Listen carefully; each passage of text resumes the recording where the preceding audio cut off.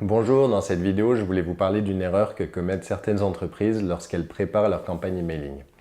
Je suis responsable d'une plateforme email marketing et je me suis rendu compte que certains clients nous appelaient régulièrement car lorsqu'ils préparaient leur campagne, ils s'envoyaient un test sur leur adresse personnelle ou professionnelle et comme ils recevaient le mail en spam, ils se disaient que l'ensemble de la campagne allait être pénalisé, que l'ensemble de la campagne allait passer à la corbeille. Heureusement, ce n'est pas vrai du tout. L'envoi vers une seule adresse n'est pas du tout représentatif de comment la campagne va être reçue par l'ensemble de vos destinataires. Prenez un exemple. Par exemple, un client qui est en entreprise va avoir une adresse de son entreprise avec son anti-spam d'entreprise. Si cette entreprise ne communique que vers des particuliers, les gens auront des adresses de particuliers, par exemple en Orange, Hotmail, Yahoo, mais quasiment aucun ne seront exactement dans les mêmes conditions que celui qui prépare la campagne. Pour rentrer un petit peu plus dans le détail, il y a deux types d'emails. Il y a deux groupes. Il y a les fournisseurs d'accès de messagerie ou les fournisseurs d'accès Internet entre guillemets stables, par exemple Orange, Free, La Poste. Vers ces trois fournisseurs d'accès, vous êtes sûr que si vous envoyez un email maintenant et que vous le recevez en boîte de réception, les prochains emails envoyés avec exactement les mêmes contenus, dans exactement les mêmes conditions, arriveront également en boîte de réception, sauf si vous envoyez des volumes extrêmes. Pareil, si vous le recevez en spam, les prochains arriveront en spam. Ça permet d'avoir une idée, effectivement, de comment les emails vont être reçus. Par contre, il y a un deuxième groupe de fournisseurs d'accès qui ne sont pas stables du tout. Ce sont notamment Hotmail, Yahoo, Gmail. Ces trois fournisseurs d'accès ont des anti-spam beaucoup plus évolués qui s'adaptent non seulement en temps réel, mais qui s'adaptent aussi à l'utilisateur. Ça veut dire qu'ils vont apprendre du comportement de l'utilisateur en fonction de ce qu'il signale comme spam et de ce qu'il garde en boîte de réception. Donc par exemple, si moi je m'envoie un test sur mon adresse Gmail et que je le reçois en boîte de réception, ça ne veut pas dire du tout que l'ensemble de mes destinataires qui sont chez Gmail vont le recevoir également en boîte de réception. Tout simplement parce que je ne mets jamais en spam les emails que je m'envoie moi-même. Je vais vous donner une solution beaucoup plus efficace pour savoir si vos campagnes sont réussies. C'est tout simplement de s'intéresser de plus près aux statistiques, particulièrement aux statistiques d'ouverture. Donc il y a deux moyens de savoir si une campagne est réussie en partant du taux d'ouverture. La première chose, c'est de connaître les fourchettes de taux d'ouverture qui sont habituellement obtenues pour votre activité. Donc vous pouvez regarder sur Internet, les taux sont connus, les routeurs, ce qu'on appelle les routeurs, les éditeurs de plateformes emailing communiquent dessus. Pour vous donner une petite idée, vers les professionnels, on va être satisfait quand on va atteindre à peu près 20% d'ouverture. Vers les particuliers, on sera content quand on va dépasser les 10%.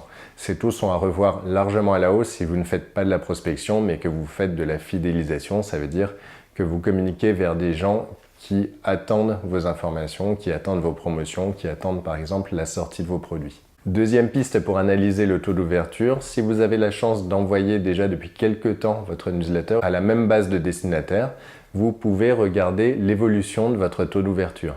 Si votre taux d'ouverture décroche d'un coup, s'il est extrêmement bas par rapport aux fois précédentes, vous pouvez vous dire effectivement que vous avez un problème de délivrabilité, que quelque chose n'a pas marché dans votre envoi.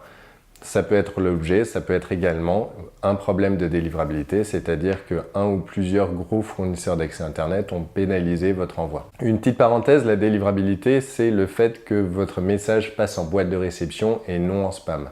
La délivrabilité, ça va dépendre de vous, si vous avez des paramètres d'envoi qui vous sont dédiés, ça veut dire que vous utilisez votre propre adresse IP ou vos propres adresses IP et que les noms de domaine qui apparaissent dans votre message ne vous appartiennent qu'à vous, ne soient utilisés que par vous.